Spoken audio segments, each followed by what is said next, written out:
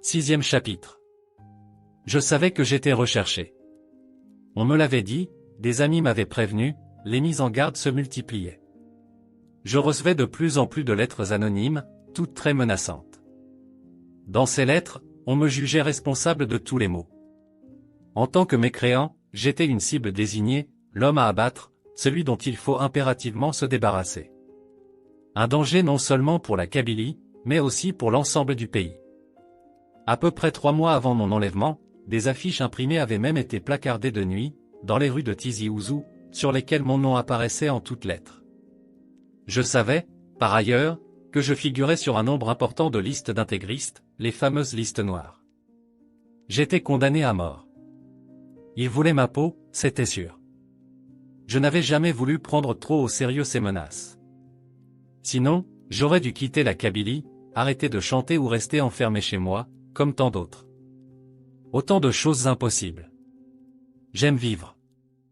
Je ne supporte pas les entraves ni les restrictions. Esprit de contradiction, peut-être. Même si ma sécurité est en jeu, j'aime sortir, aller dans des bars, y rester jusqu'à des heures parfois avancées de la nuit, il n'y a pas de couvre-feu en Kabylie, discuter avec les gens, prendre un verre et rentrer quand je me sens fatigué. C'est comme cela que j'ai toujours conçu ma vie d'artiste. Immergé dans la société, j'en saisis mieux les besoins et les satisfactions. J'aiguise mon savoir par le contact direct avec les gens, dont je partage les ambitions et les périls. Pour moi, le poète n'est pas là pour imaginer des situations ni inventer des solutions.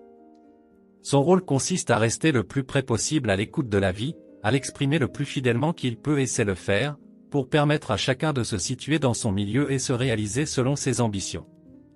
Pour être crédible, le poète ne doit pas être, comme on le prétend souvent un peu vite, un marginal. Au contraire, il doit se montrer solidaire des siens et adapter au maximum sa vie à sa parole. L'essentiel pour moi est de réaliser l'adéquation entre ma vie et mes idées, mon combat et mes chansons. C'est toujours cet objectif que j'ai essayé d'atteindre. Ma vie est une recherche permanente de cet équilibre d'où je tire ma force et mon inspiration. Les gens savent, lorsque je suis parmi eux, que c'est l'ami, le copain qui est là. Chez nous, tout le monde connaît tout le monde, depuis l'enfance. Les vieux m'ont vu grandir, les plus jeunes étaient à l'école avec moi. Nous sommes des frères. C'est d'ailleurs cette fraternité qui nous a permis, à nous Kabyles, d'être relativement épargnés par la violence intégriste. J'avais appris par des gens de la région qu'à plusieurs reprises, pour me coincer, de faux barrages avaient été mis en place entre mon village, Taourir Moussa, et Tizi Ouzou. Les faux barrages et les vrais barrages sont quasiment identiques, c'est là tout le danger car les vrais sont contrôlés par des gendarmes ou des policiers, les faux par des terroristes. Je faisais donc en sorte d'éviter les axes principaux, préférant autant que possible les routes secondaires. Ce jour-là, le 25 septembre, je rentrais d'Alger où j'étais allé voir mon père hospitalisé. La pluie ne cessait de tomber, une pluie torrentielle. J'étais avec 2 amis, Eni, de mon village et Djamel, qui habite Michelet. Nous étions encore assez loin de chez moi et, comme j'étais fatigué de conduire sous les trompes d'eau, nous décidons de nous arrêter dans un bar pour prendre un dernier verre. Il devait être environ 20 heures. Nous nous asseyons au comptoir et je prends un scotch. J'étais armé, mon pistolet caché derrière mon dos. Juste au moment où je referme la main sur mon verre, un énorme bruit retentit à l'entrée du bar. Les portes sont poussées violemment et un groupe d'une quinzaine d'hommes fait irruption dans la salle. Cris, hurlements et début de panique. J'ai tout de suite compris. D'ailleurs, ils ont immédiatement revendiqué leur appartenance au GIA, le groupe islamique armé. Pris au dépourvu, j'étais bloqué. Dehors, d'après ce qu'ils disaient, d'autres faisaient le guet. Ils étaient armés, plusieurs fusils de chasse, un poignard, quelques fusils à canoncier, mais pas d'armes de guerre. Rien d'exceptionnel. Tous avaient le visage découvert. Tous parlaient kabyle. Ils savaient que j'étais là parce qu'ils avaient reconnu ma voiture garée devant le bar. Que pouvais-je faire? Ils étaient tellement plus nombreux que la moindre tentative de défense aurait inévitablement tourné au carnage. US ont commencé à fouiller tout le monde sans ménagement. Arrivés à moi, ils se sont mis à me palper le dos. Du coude, j'essayais de repousser mon arme, de la faire glisser sous le PAN de ma chemise. Évidemment, ils s'en sont aperçus et l'un d'eux a hurlé, « C'est lui, c'est lui !» Il était très énervé. Un autre m'a braqué son fusil à canon scié sur la tempe. J'ai pensé un instant qu'il allait tirer, car je les savais capables de tout. Un troisième est intervenu à ce moment-là, « Arrête, c'est Matoub. » Je ne croyais pas en sortir vivant. Je pensais qu'ils allaient me tuer ou m'égorger devant tout le monde. Mais non. Ils m'ont fait asseoir à l'écart des autres clients. Dans le bar, personne ne bougeait, personne n'osait même respirer. Un quatrième terroriste s'est approché de moi. Son nom de guerre, je l'ai su plus tard, était Hamza. Il me dit, « Si tu t'apprêtes à mourir, es-tu décidé à faire ta prière et à dire Allah est grand et Mohammed est son prophète ?» Avec tout l'aplomb dont j'étais capable à ce moment-là, je réponds, évidemment, tout en pensant, Lounès, mieux vaut être un peu revivant plutôt qu'un héros mort. Apparemment satisfait de ma réponse, il se calme, pendant que les autres ramassent les papiers d'identité des clients et commencent à tout saccager. Ils confisquent la caisse, cassent les bouteilles d'alcool et raflent la nourriture stockée. Le travail fut si minutieusement mené que le bar a été ravagé en quelques minutes. Après avoir violemment menacé le propriétaire du bar, ils ont chargé tout ce qu'ils pouvaient emporter dans un camion à l'extérieur. Ce café-là était le troisième qu'ils détruisaient au cours de la même soirée. Les expéditions continueraient, ont-ils dit, tant que les bars s'obstineraient à servir de l'alcool. C'était leur dernier avertissement. La prochaine fois, si le propriétaire du bar n'avait pas obtempéré, il le tuerait. Les clients, eux, selon la loi de la charia, seraient fouettés. Quant à moi, ils me demandent les clés de ma voiture et me font monter à l'arrière de ma Mercedes. Deux s'installent à l'avant, un troisième s'assoit à ma gauche, un quatrième à ma droite. Le camion, bourré de terroristes, ouvre le chemin. Ceux qui avaient fait le guet portaient une cagoule. L'enlèvement s'est opéré sans brusquerie, mais je savais qu'il valait mieux que j'obtempère à tout ce qu'ils me demandaient. C'était sans doute ma seule chance. En même temps, je restais convaincu qu'ils finiraient par me tuer. Le trajet s'est effectué dans un silence presque complet, sinon que, s'adressant à moi, l'un d'eux a eu cette réflexion, « C'est toi, Adou Allah, l'ennemi de Dieu. » Je n'ai pas répondu, mais je savais à quoi m'en tenir.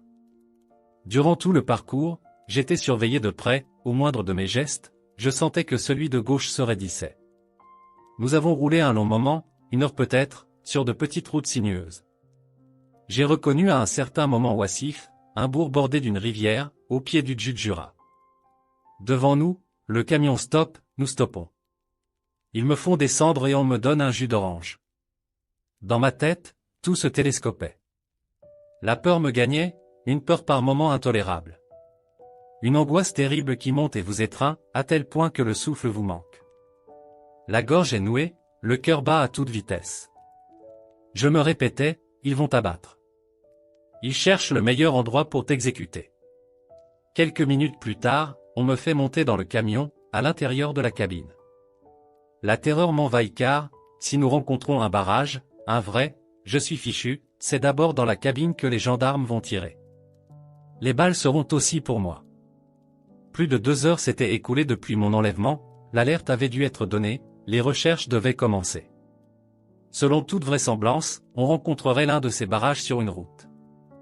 Le tranché est un carrefour d'où partent 4 chemins, l'un mène à Atieni, un village que j'aime beaucoup, très célèbre pour ses bijoux kabyles, l'autre va à Tassaft, le village du colonel Amirouche, héros de la guerre d'indépendance, le troisième rejoint Michelet et le dernier Tizi Ouzou.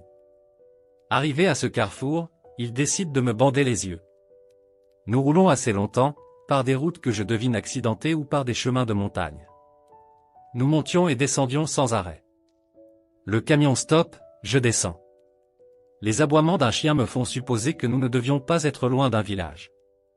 Ils me retirent mon bandeau et me disent de les suivre. Du groupe d'une vingtaine qu'ils étaient au moment de mon enlèvement, il n'en restait que 5. Les autres avaient disparu. Nous entamons une descente dans un ravin par un chemin difficile, escarpé et glissant en raison des pluies. La marche m'était pénible, ma mauvaise jambe me faisait souffrir. Chaque mètre parcouru était une souffrance. Ma tête bourdonnait. Dans quelques instants, tout serait terminé. J'imaginais que cette promenade n'avait d'autre but que de choisir un endroit éloigné pour m'exécuter et faire disparaître mon corps. Personne ne pourrait jamais me retrouver. Me revenaient en mémoire des épisodes sanglants de la guerre d'Algérie, où pour faire disparaître toute trace, les moudjahidines égorgeaient leurs ennemis dans les maquis les plus profonds. J'allais connaître le même sort, j'en étais convaincu. Après plusieurs kilomètres de ce parcours épuisant, je déclare, je m'arrête là, je refuse de continuer. Je ne ferai plus un pas. Si vous voulez me tuer, allez-y tout de suite. Ils m'ont répondu qu'ils n'en avaient pas l'intention. Qu'avant de prendre la moindre initiative, ils devaient en référer à leur chef. Ils ont ajouté que nous étions presque arrivés et que je devais faire un dernier effort. J'ai réfléchi plusieurs minutes. Et finalement je me suis relevé. Je n'attendais plus rien, je n'espérais plus rien. Encore 500 mètres et nous entrions dans le camp du GIA. Nous étions au cœur du maquis. À gauche, à l'entrée du camp, une tente camouflée servait de cuisine. À droite, une sorte de cabane avait plus ou moins été aménagée. Tout autour de cet espace assez vaste, on avait creusé la terre, taillé les talus et installé des bâches de protection en plastique noir. Le premier soir de mon arrivée, ils m'ont mis dans la cuisine, m'ont donné des couvertures et à manger. Incapable d'avaler quoi que ce soit, je leur ai demandé ce qu'ils attendaient de moi. Nous devons aller chercher l'émir du groupe, fut la seule réponse que j'ai obtenue. Ce soir-là, je n'ai pas pu dormir. Il faisait froid, la pluie continuait à tomber. Et moi, je m'interrogeais. Qui était cet émir? Probablement, le responsable du groupe. En tout cas, il l'avait évoqué avec beaucoup de respect. Vers 3 heures du matin, alerté par du bruit, des voix, une sorte de brouhaha confus où on s'exprimait en arabe et que j'avais du mal à comprendre, j'ai demandé à mon gardien ce qui se passait. L'émir vient d'arriver. Instinctivement, j'ai eu l'espoir qu'il prenne la décision de me relâcher. Il est entré sous la tente. Je m'attendais à voir quelqu'un d'âgé, une sorte de super commandant. Or il n'avait pas plus de 24-25 ans. Assez grand, barbu évidemment, il s'exprimait dans un kabyle parfait. Inch'Allah, nous parlerons demain, et il est reparti.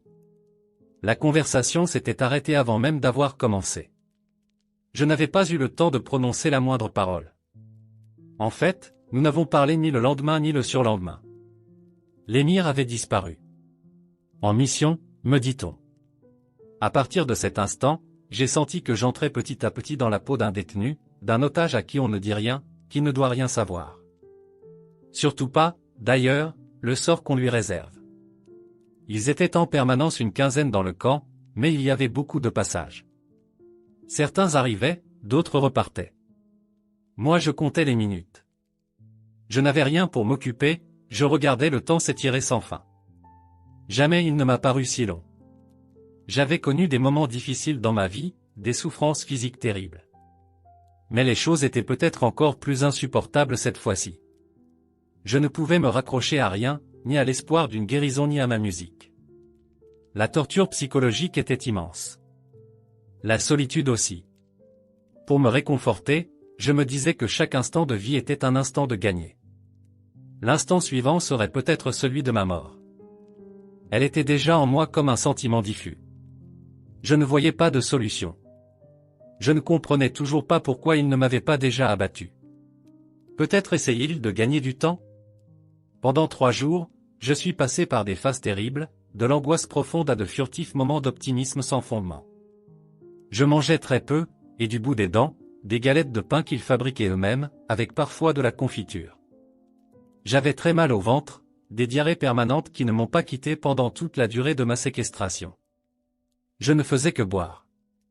L'eau était sale, de l'eau de pluie stagnante recueillie dans des cuves en plastique. Il n'y avait évidemment pas de source dans les environs. J'essayais de communiquer avec mes ravisseurs, de comprendre ce qui m'arrivait. Pour essayer de les amadouer, de les rapprocher de moi, je leur expliquais qu'en 1988, j'avais été victime du pouvoir. Mon corps était couvert de blessures qui me faisaient encore souffrir. Victime d'un pouvoir qu'eux-mêmes combattaient, je pensais pouvoir les faire réfléchir. Dans le même but, j'ai souvent simulé des douleurs intestinales, imaginant qu'ils pourraient prendre peur et me libérer. La ruse était quand même à double tranchant, ils pouvaient décider de se débarrasser de moi pour ne pas s'encombrer d'un malade. Je passais par tous les états d'âme possibles. Sans raison, sans évolution de la situation, l'espoir succédait à la panique. Le pire était de ne pouvoir parler sérieusement avec personne. Je craignais de devenir fou. J'essayais de parler avec n'importe lequel de mes ravisseurs, l'essentiel était d'avoir un échange. Il fallait briser le cercle de la peur et de l'incertitude. Quand on est coupé de tout et qu'on n'attend plus rien, l'échange est un besoin vital. Je comprends maintenant pourquoi certains otages, trop longtemps isolés, ont fini par perdre leur équilibre mental. Le 3e jour, apparaît un jeune que je connaissais. Je savais qu'il avait rejoint les intégristes et qu'il était dans le maquis depuis déjà quelques années. Son arrivée a été un soulagement. Nous nous connaissions assez bien. C'était un sportif de haut niveau, un judoka, 2 fois champion d'Afrique et classé 6e ou 7e mondial. Plusieurs fois, il m'avait rendu visite. Il avait dormi à la maison, ma mère le recevait comme son fils. Il était même venu me voir lorsque j'avais été hospitalisé en 1988. J'ai ressenti tout à coup une immense bouffée d'espoir, tout allait s'arranger. Mais quand il s'est mis à me parler, le ton de sa voix n'était plus du tout celui que je connaissais. J'avais laissé un ami, je retrouvais un maquisard sûr de son fait et déterminé dans sa lutte. Ses propos m'ont glacé d'effroi, comme je réclamais son aide, l'interrogeant sur mon avenir immédiat, il m'a répondu, lorsque quelqu'un touche à la religion, même s'il s'agit de mon père, cela m'est égal. On l'exécute. Tout espoir s'effondrait. Je n'avais obtenu qu'un sursis. Il fallait que je me prépare à mourir. Ces paroles n'avaient laissé entrevoir aucune issue, sinon l'exécution. La froide métamorphose de mon ami m'avait anéanti. Comment pouvait-on passer d'un état équilibré à un fanatisme qui fait d'un être normal une machine à tuer? Notre société était vraiment malade. Le basculement de mon ami judoka constituait un sombre présage, un très mauvais signe pour le pays. Cette terrible découverte occupa complètement mon esprit. Pour la première fois depuis mon enlèvement, ma situation personnelle m'angoissait moins que le cas de ce garçon et ce qu'il signifiait en profondeur. Durant cette même 3e journée, j'ai vu arriver un autre émir, celui de la wilaya, responsable du GIA pour la province. J'ai pu comprendre qu'il était plus important que le premier que j'avais rencontré. Cet émir, à peine plus vieux que l'autre, avait plusieurs groupes sous sa direction. Tout le monde l'attendait. Dans un silence pesant, il prit la parole et d'emblée, il s'adressa à moi, « C'est toi l'ennemi de Dieu ». Je n'ai pas répondu. Ensuite, il a passé en revue tout ce qu'ils avaient à me reprocher. J'ai compris à ce moment-là que mon procès se préparait. En tête des chefs d'accusation, évidemment, mes chansons. C'est à cause de tes chansons que la Kabylie est en train de sombrer dans le néant, c'est toi le responsable. Je n'avais donc d'autre choix que d'abandonner, je devais cesser de chanter. L'exemple, le modèle qu'il me citait sans cesse était celui de Cat Stevens, que tous appelaient de son nom musulman, Youssef Islam. Ce très grand chanteur avait décidé du jour au lendemain de quitter sa vie passée pour embrasser l'islam et rejoindre les rangs du djihad. Si lui l'avait fait, pourquoi moi hésitais-je? Certes, je perdrais mon public mais je gagnerais tellement plus, je me rapprocherais de Dieu. Leurs propos étaient d'une simplicité sans nuance. Quoi que j'aie pu faire par le passé, quelles qu'aient pu être mes erreurs, même les plus graves, si je décidais de me repentir, de me mettre à la prière et d'adopter l'islam, le paradis m'était ouvert. Tout serait gommé, y compris, éventuellement, le meurtre, si j'acceptais de devenir un fervent musulman. Dieu me récompenserait. En revanche, si je m'obstinais dans mes erreurs passées, singulièrement si je continuais à chanter contre la religion et l'islam, j'étais perdu définitivement. Je ne devais donc plus porter la moindre atteinte à la religion. À ce propos, ils m'ont raconté une histoire qui, en d'autres lieux, aurait dû me faire sourire. Ils avaient voulu tester ma popularité. Dans un village, ils avisent un gamin, au nom de Dieu, viens ici. Le gamin ne bouge pas et rétorque, non, je ne viens pas. L'un d'eux a une idée, au nom de Matoub, viens. Et le gosse s'empresse de répondre, si c'est pour Matoub, je viens tout de suite. Ils ont évidemment tiré toute une série de conclusions de cette petite expérience, la principale étant que ma popularité pouvait provoquer des désastres. Leur attitude, si elle était déterminée, ne comportait pas vraiment d'agressivité. Du coup, un nouvel espoir est né en moi. S'ils me parlent de cette façon, c'est qu'ils ont l'intention de me libérer, Sinon qu'est-ce que ça signifie? Un peu plus tard, l'émir de la wilaya est revenu me voir pour continuer l'interrogatoire. Une nouvelle fois, je lui ai demandé ce qu'ils avaient l'intention de faire de moi. Sa réponse a été plus qu'évasive, il faut attendre, je ne peux pas te laisser partir, je dois voir avec mes supérieurs. Chaque question, chaque demande de précision se heurtait au silence. Attendre? J'attendais déjà depuis plus de 3 jours. C'était même ma seule occupation. Moralement, j'allais très mal. Je n'avais rien à faire, il ne se passait rien, on ne me disait rien. Un matin, j'ai craqué et j'ai crié à mon gardien, ça suffit. Tuez-moi ou relâchez-moi. Il a esquissé un vague sourire. Et plus rien. Au soir de la 3e journée, l'émir reparaît pour m'annoncer, nous attendons Abu Dada, il va arriver. Subitement très inquiet, je demande qui c'est. L'émir me répond, le plus sage d'entre nous, il connaît le Coran plus profondément que nous tous. C'est notre référence. Il s'occupe des affaires de justice et de religion. Quelque chose d'important se préparait donc. J'essayais de deviner, d'imaginer. Je pensais au pire, l'angoisse revenait, poignante et terrible. Je m'étais bien douté qu'il préparait mon procès puisqu'il m'avait longuement interrogé, mais je ne savais pas qu'ils attendaient le spécialiste des affaires religieuses. Lentement, un très long film s'est mis en marche dans ma tête. J'essayais de récapituler tout ce que j'avais pu dire ou faire dans le passé et qui pourrait être utilisé contre moi. Outre mes chansons, il y avait mon combat, toutes les marches auxquelles j'avais participé, toutes mes prises de parole à l'occasion de meetings, de rassemblements ou chaque 20 avril, lors de la commémoration du printemps berbère. Chaque fois qu'une manifestation dénonçant la violence intégriste était organisée, j'étais en tête, ou parmi les tout premiers. J'étais présent aussi lors de la manifestation du 22 mars appelée par les associations de femmes. Le 29 juin, je participais à la marche organisée à l'occasion de l'anniversaire de la mort du président Boudiaf. J'avais dénoncé les 2 bombes qui avaient ensanglanté cette marche. Tout cela fait partie de mon combat. Et c'est à cause de ce combat que j'étais prisonnier des terroristes. J'essayais de préparer ma défense. Que dire? J'étais gênant pour eux, très encombrant, je m'en rendais compte. Les intégristes n'avaient pas hésité à tuer ou à égorger des intellectuels, des journalistes ou de simples citoyens qui n'avaient pas dit ou fait la moitié de ce que j'avais exprimé dans mes prises de position ou dans les textes de mes chansons. Haram, péché, c'était le mot qui revenait le plus souvent lorsqu'ils évoquaient mes chansons. Eux n'écoutent jamais de musique, le Coran l'interdit. Mais ils connaissaient parfaitement mes textes. J'ai pu le vérifier à plusieurs reprises. L'un d'eux m'a même avoué que, avant d'avoir rencontré Dieu, il était un de mes fervents admirateurs. Maintenant, les seules fois où ils m'entendaient, c'était involontairement quand un chauffeur de transport public mettait de la musique qu'ils étaient obligés de subir. Ils répétaient que j'étais dangereux pour la société. J'avais beau expliquer pour ma défense que la chanson était une expression que le monde partageait depuis des siècles et que je n'avais fait que m'inspirer des anciens, je sentais que l'étau se resserrait.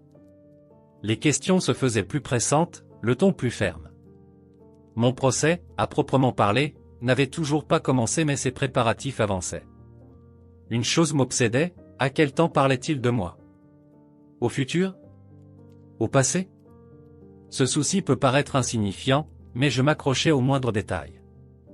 Pour être clair, est-ce que j'allais mourir ou vivre? Si la phrase commençait par « Quand tu vas sortir », l'espoir renaissait. Lorsqu'il disait « Si tu sors », l'angoisse me reprenait. Chaque parole, chaque signe comptant de tels moments. En l'espace de quelques secondes, je passais par toutes les phases possibles. Mon cerveau recevait choc sur choc. Je me souviens, au 3e soir de ma détention, d'avoir perçu des coups de bêche. Il était très tard. Fou de terreur, je demande à mon gardien de quoi il s'agit. Étaient-ils en train de creuser ma tombe? Avaient-ils l'intention de m'enterrer vivant? Il s'est mis à rire. Nous sommes sortis et j'ai vu qu'ils agrandissaient un espace pour installer une autre tente. Une autre fois, en pleine nuit alors que nous étions regroupés à l'intérieur de la casemate et que j'étais coincé, comme d'habitude, contre le mur du fond, j'ai compris qu'ils fomentaient un attentat contre le docteur Saïd Sadi. Ils parlaient en arabe classique pour que je ne saisisse pas le contenu de la conversation. Ils avaient évoqué l'assassinat du président égyptien Anwar al-Sadat. L'un d'entre eux a fait part au groupe que 2 membres de leur organisation s'étaient portés volontaires pour être kamikazes dans l'opération qu'ils projetaient. Ces volontaires devaient servir de bombes humaines. Ils allaient se charger d'explosifs et, lors d'une apparition publique de Saïd Sadi, ils allaient s'en rapprocher au maximum et déclencher l'explosion fatale.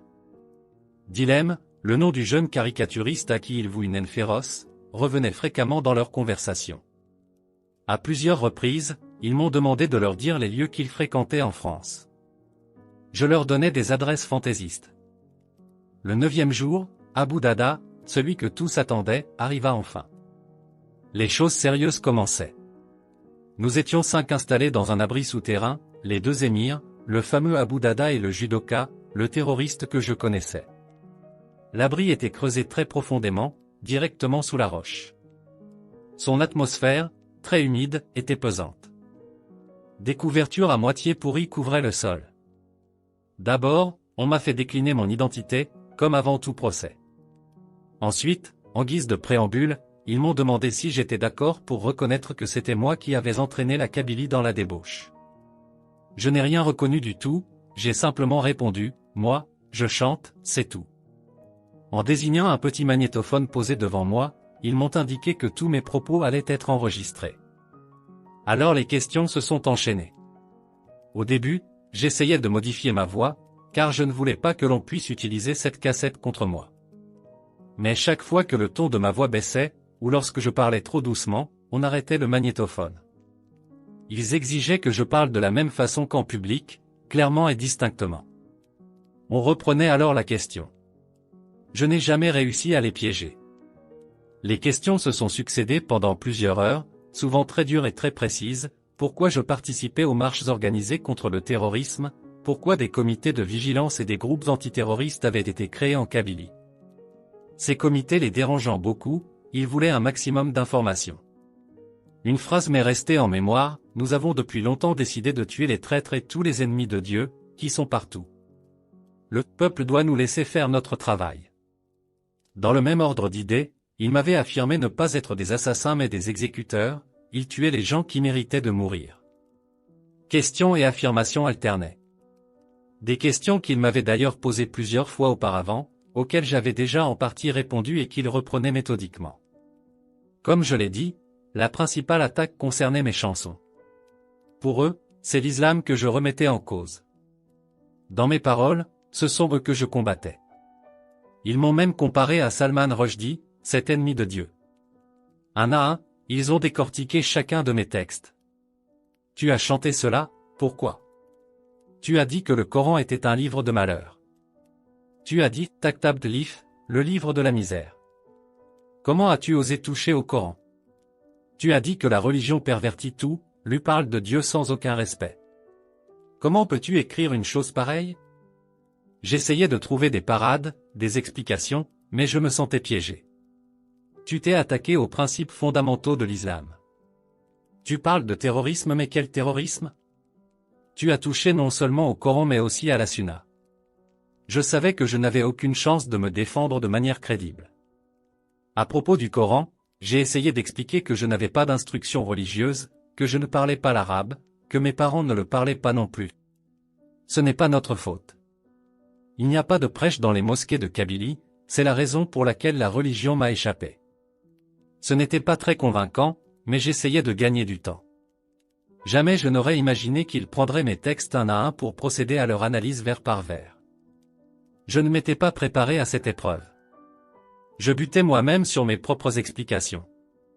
Certaines réponses paraissaient hésitantes, je m'en rendais compte, cependant j'essayais de me défendre, sans beaucoup d'espoir parce que j'étais sûr que, cette fois, les choses étaient réglées, et que la cassette qui s'enregistrait au fur et à mesure du procès serait utilisée par la suite comme une sorte de confession. Les critiques s'enchaînaient les unes aux autres. La chanson que j'avais écrite après la mort de Boudiaf, l'hymne à Boudiaf, m'a valu une interpellation particulièrement vive. Comment as-tu pu écrire sur ce schmata, cette saleté? Tu ne sais pas qu'il a envoyé 10 000 de nos frères dans le sud algérien, dans des camps de concentration? J'avais écrit cette chanson parce que je pensais que c'était le pouvoir qui l'avait fait assassiner, telle fut ma réponse. Pour justifier ma présence à la marche du 29 juin, organisée pour le second anniversaire de sa mort, j'ai dit que j'étais là-bas, oui, mais comme beaucoup d'autres. Il y avait énormément de monde à cette marche. On entendait partout les you-you des femmes. Moi, j'avais marché au milieu des hommes, des femmes et des enfants, c'était la fête. Et puis, tout à coup, ces bombes avaient éclaté et la fête s'était transformée en cauchemar. J'avais été moi-même projeté par le souffle de la deuxième bombe. J'ai décrit l'horreur et la débandade qui avaient suivi les explosions, et les dizaines de blessés en sang. À cause de ma jambe abîmée, je ne pouvais pas courir et une jeune femme m'avait protégé des tirs qui avaient suivi les explosions. Dans la panique, personne ne prêtait attention à moi. Le dos me faisait si mal que je croyais avoir reçu des éclats. Une jeune fille qui m'avait vu à terre était venue vers moi, me protégeant de son corps. Je portais un t-shirt blanc, très visible. Pour éviter de servir de cible à un tireur isolé, cette jeune fille et un ami ont remplacé mon t-shirt blanc par un noir, moins voyant, avant de m'évacuer vers l'hôpital Mustapha. Une fois de plus, j'avais frôlé la mort. Eux ne changeaient pas de réponse, si tu avais agi au nom de Dieu, au nom de l'islam, tu aurais préparé ta place au paradis. Toutes ces épreuves auraient été bénéfiques pour toi. Il ne l'a pas fait. Beaucoup de leurs questions concernaient aussi le mouvement culturel berbère, ce que représentait le mouvement, quelle était sa force. Là, encore, ils ont reproché la présence de banderoles dénonçant le terrorisme dans les marches organisées par le MCB. Le moindre mot était enregistré, pour rétablir la vérité, prétendait-il, parce que j'étais populaire et que le peuple me croirait. Bientôt, mon procès a pris une tournure plus politique. On m'a demandé de m'adresser à la Kabylie. Ils recherchaient moins, finalement, ma confession qu'un moyen de me manipuler, de se servir de moi. Ils voulaient faire de moi, en quelque sorte, leur porte-parole. Mais au fond, rien ne garantissait qu'une fois mon contrat rempli, une fois l'enregistrement terminé, ils ne me tueraient pas quand même. Le doute et l'angoisse occupaient toujours mon esprit. Forcé et contraint, je me suis donc adressé à mes frères kabyles et je leur ai dit, « Mes frères, ces gens-là ne sont pas contre la culture berbère.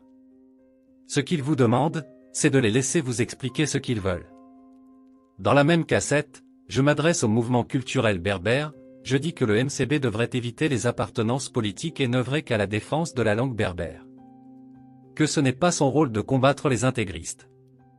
En plus j'ai promis, c'est dans l'enregistrement qu'ils détiennent, que j'allais arrêter la chanson puisque c'est haram, c'est-à-dire péché et donc interdit. Ma vie était en jeu. Mais ma vie à moi seulement. Je n'ai pas essayé de sauver ma tête au détriment des miens. J'avais été enlevé seul. J'ai dû me défendre seul. Si des proches, des amis, des frères, avaient été pris dans le même piège, jamais je n'aurais tenu un langage qui aurait risqué de se retourner contre eux. Jamais je n'aurais essayé de sauver ma peau en sacrifiant celle des autres. Dans ce maquis, j'étais complètement seul, face à eux. Pour combattre le péril, je n'avais que la ruse et j'en connaissais les limites. Aujourd'hui, cette cassette existe. Les intégristes peuvent l'utiliser, la rendre publique, la faire diffuser sur des radios. Peu m'importe. Les gens me connaissent, ils connaissent ma voix, et ils sauront que j'ai parlé sous la menace, la contrainte, que je n'avais pas d'autre choix. Mourir ainsi me paraissait absurde. J'ai jugé qu'il valait mieux tenter de survivre pour reprendre la parole. L'interrogatoire a duré plusieurs heures, toute la journée même. Quant au verdict, il est tombé plus tard. 2 jours plus tard, en fait.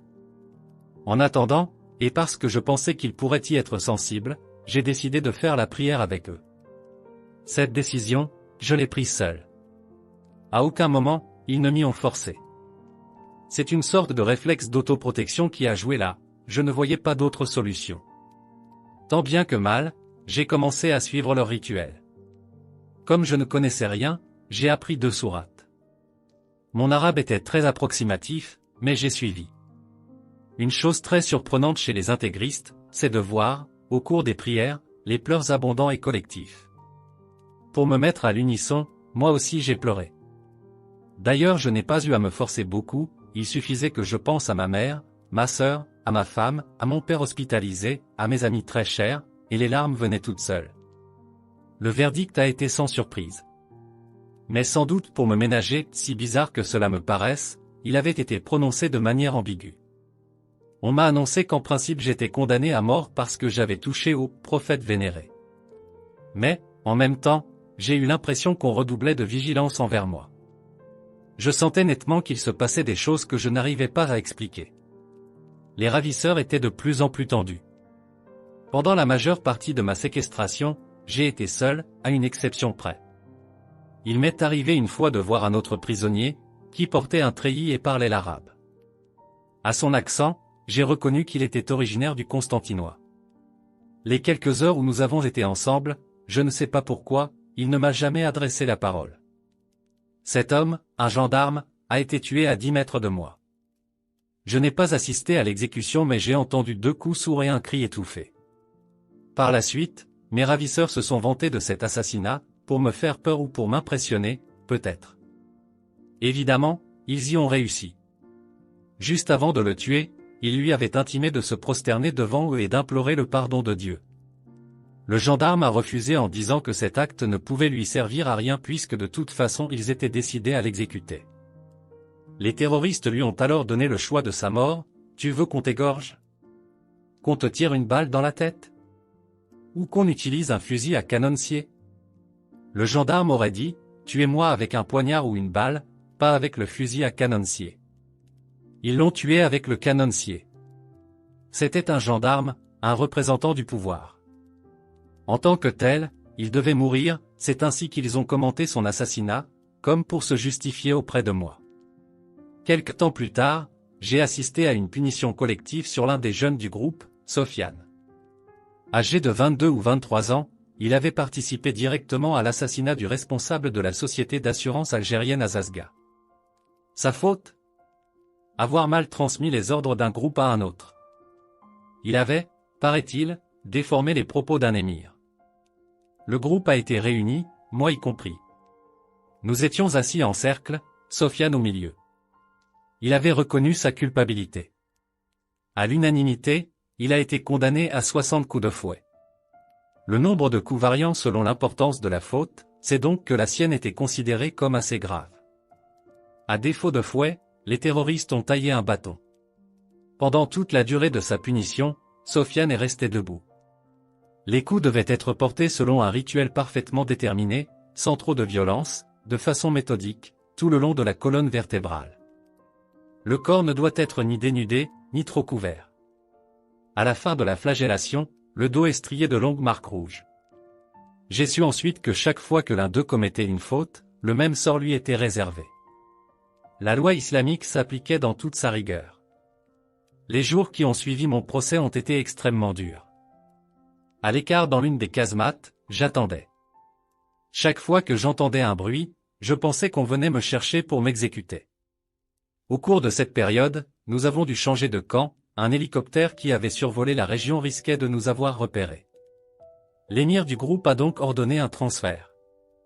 Les déplacements s'effectuaient toujours le soir ou dans la nuit. Dès le signal du départ donné, les manœuvres étaient mises en route et vite terminées. On embarquait dans les camions ou des voitures volées nourriture, couverture, réserve d'eau. Chaque fois, la technique était identique. Pour se déplacer d'un endroit à un autre, les terroristes avaient besoin de voitures particulières. Ils procédaient de manière simple, dans des stations-service ou sur la route à l'entrée des villages, ils arrêtaient les conducteurs et leur tenaient toujours le même discours: « Nous avons besoin de ta voiture, nous ne te conseillons pas d'opposer la moindre résistance. Tu ne déclares pas le vol à la gendarmerie ou à la police et dans quelques heures tu retrouveras ton véhicule à tel endroit. » C'est généralement ce qui se produisait. Le propriétaire de la voiture volée retrouvait en effet son véhicule à l'endroit prévu, les clés et une somme d'argent sous le siège du chauffeur, en dédommagement. Les seules voitures qu'il ne restituait jamais étaient celles qui appartenaient à l'État ou à des entreprises nationales. Lorsqu'il voulait s'en débarrasser, il les brûlait. Lors du transfert auquel j'ai involontairement participé, on m'a demandé d'attendre. Je suis resté caché sous un taillis pendant 1 heure environ, un bandeau sur les yeux, gardé par 2 terroristes. La voiture est finalement arrivée et nous sommes partis. Après une route assez longue, le camp dans lequel nous nous sommes retrouvés était sensiblement identique au premier, même précarité, même saleté.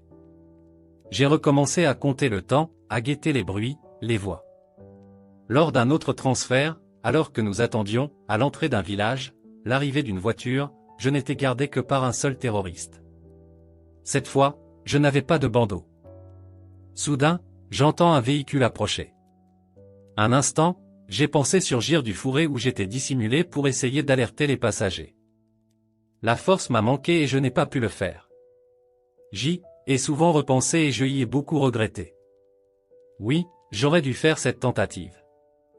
Un matin, après 2 jours de pluie quasi ininterrompue, le soleil réapparaît. À cette occasion, mon gardien m'autorise à faire quelques pas à l'extérieur du camp. C'était formidable, je marchais, il faisait beau. Un moment de bonheur en plein cauchemar. Soudain, mon regard capte au loin une image fascinante et terrible à la fois, qui reste gravée dans ma mémoire. À 200 mètres environ, un groupe de femmes se tenait sur le versant opposé de la montagne, parmi des moutons. Ces femmes, je les entendais, elles appelaient leurs enfants. Leur voix résonne encore dans mes oreilles. Cette scène de la vie quotidienne, simple et banale, dans un petit village kabyle, représentait pour moi un miracle. Entendre des voix de femmes, des cris d'enfants, des rires, c'était comme si tout à coup un souffle de vie me revenait. Pour la première fois depuis mon enlèvement, j'étais à l'air libre et j'avais devant les yeux une image de vie. Moi qui étais plongé dans l'enfer, poursuivi par la mort qui rôdait autour de moi sans répit, je voyais là, juste en face, à portée de voix, le tableau de la vie. J'ai failli tenter le tout pour le tout. Je n'avais qu'un gardien, pourquoi ne pas essayer? 200 mètres seulement nous séparaient. 200 mètres, la distance entre la vie et la mort. J'ai réfléchi à toute allure, je savais que j'aurais du mal à courir parce que j'étais affaibli et que ma jambe, dont l'état était aggravé par l'humidité du camp, me faisait souffrir. De plus, je ne connaissais pas du tout ce maquis. Je risquais de m'y perdre et dans ce cas, aussitôt retrouvé, aussitôt exécuté, j'en étais absolument sûr. Dans ma tête, j'étais déjà parti, mais en réalité je restais paralysé. La vie en face de moi, la mort à mes côtés. Je voyais des oiseaux, les premiers depuis une semaine, et je me suis mis à rêver. J'étais un oiseau. J'avais des ailes et je m'envolais loin de ce cauchemar où je n'avais que la mort en perspective. Je volais de cime en cime. Inaccessible aux balles des Kalachnikov. L'idée de liberté m'enivrait. Dans ma tête, tout se bousculait. Finalement, la raison s'est imposée et, avec elle, la résignation et la détresse. Je n'ai pas bougé. Ma mémoire garde encore intactes les heures terribles qui ont suivi ces images. D'une certaine manière, elles m'avaient permis de rêver, ce qui ne m'était pas encore arrivé. Mais l'angoisse ne me lâchait pas. Les jours passaient sans rien apporter de nouveau, pas le moindre début d'espoir. Je me repliais sur moi-même, revisitant le film de ma vie. Je me parlais, Lounès, tu es mort, tu vas mourir. De toute façon, avec tout ce que tu as enduré dans ta vie, tu es déjà mort. Qu'est-ce que tu peux attendre de la vie maintenant? Tu as près de 40 ans. Tu as été blessé par balle, tu as reçu un coup de poignard. Combien d'années d'hôpital ensuite, combien d'opérations? La mort pour toi, cela devrait être quelque chose de simple. Tu n'as aucune raison de la redouter. Une sorte de double avait pris forme en face de moi. Je discutais avec lui, tu es préparé à l'idée de la mort, maintenant essaie de l'imaginer. Je me suis mis à étudier toutes sortes de situations. J'imaginais qu'un poignard me tranchait la gorge et j'essayais d'anticiper ma réaction. Je vais sûrement me débattre. Je ne suis pas très fort physiquement, mais je vais tenter de me défendre. Et si on m'exécutait d'une rafale? Je me voyais face au peloton. Non. Impossible à cause du bruit. Et me revint à l'esprit un reportage sur la guerre du Vietnam, tourné à Saigon. On voit un membre du Viet Cong exécuté devant les caméras, en direct, d'une balle dans la tête. C'est peut-être ce qu'ils feront. C'est rapide et peu bruyant. C'est ce que je souhaitais ardemment. Ces étranges conversations avec mon double m'ont beaucoup aidé. Elles m'ont permis de tenir psychologiquement, de m'accrocher, de ne pas sombrer complètement, malgré la tentation qui était grande, parce que mon esprit continuait à fonctionner. Une fois de plus, nous avons dû nous déplacer. Ces transferts me faisaient peur, je craignais la réaction des gendarmes si nous tombions sur un barrage. Cette fois-là, ma crainte s'est confirmée. Il y a eu un accrochage entre terroristes et gendarmes, une fusillade, un affrontement qui a duré longtemps. J'étais terrorisé et j'ai d'ailleurs failli être tué. Plus tard, l'un des terroristes m'a dit qu'il avait tiré 27 balles avec son fusil mitrailleur. C'était un Afghan, comme on appelle les intégristes algériens entraînés en Afghanistan. Lors de ce transfert, donc, on m'installe dans une voiture volée, un bandeau sur les yeux. On me prévient, s'il se passe quoi que ce soit, tu enlèves le bandeau et tu te glisses à l'extérieur de la voiture. Au premier coup de feu, la voiture stoppe. J'arrache le bandeau, je sors et je me mets à courir. Un des ravisseurs me rattrape aussitôt, et m'entraîne avec lui et nous roulons dans le ravin, quelques mètres en dessous du cœur de la fusillade. Pendant le temps qu'ont duré les tirs, aucun gendarme n'a exploré le ravin en contrebas. À la nuit tombée, le calme revenu, nous avons marché jusqu'à un village où nous avons attendu de nouveau un long moment. Je n'ai pas reconnu ce village. Je n'avais aucune idée du lieu dans lequel nous nous trouvions. Une voiture est arrivée, volée comme d'habitude.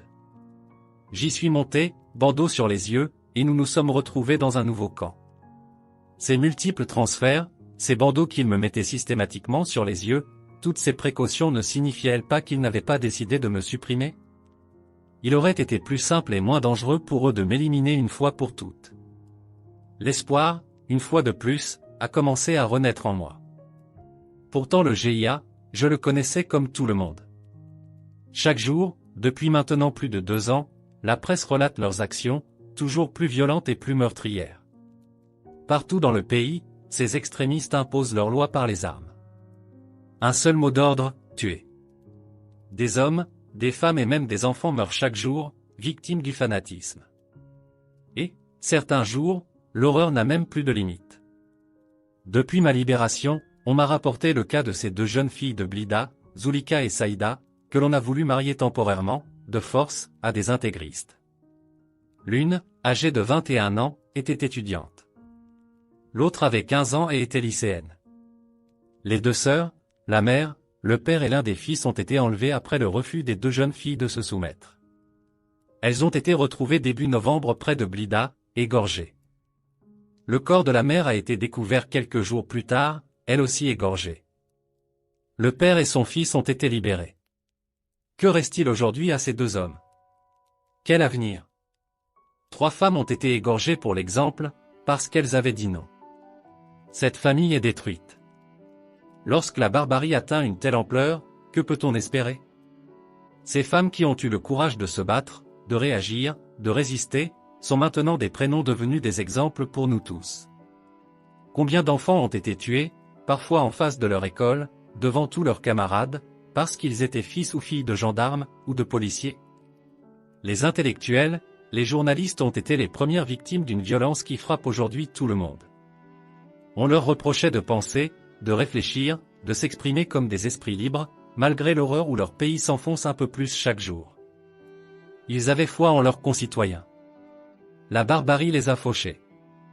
Aujourd'hui tous ceux qui refusent de dire oui et de se soumettre sont victimes de ce terrorisme. Les étrangers, toutes nationalités confondues, parce qu'ils représentent une force économique ou politique, sont assassinés. La liste ne cesse de s'allonger un peu plus chaque jour. On a parlé de 60, 70 assassinats par jour en Algérie. Les chiffres sont sans doute largement sous-estimés. Personne ne connaît l'étendue des ravages ni l'exacte réalité des atrocités commises par ces groupes terroristes. Le saura-t-on jamais, d'ailleurs? Depuis qu'ils ont commencé leur guerre, plus de 10 000 personnes, au moins, ont été tuées sur l'ensemble du territoire algérien. Ces chiffres ont été rendus publics.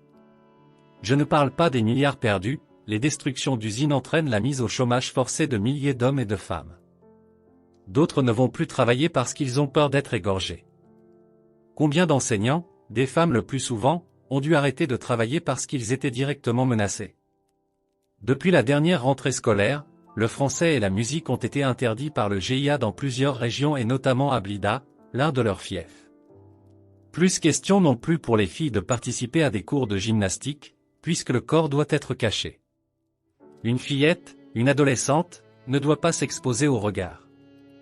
Quel courage il faut aux enseignants pour continuer, malgré les menaces, à faire leur métier. Pour tous ceux qui bravent les interdits, le message du GIA est sans ambiguïté, la mort.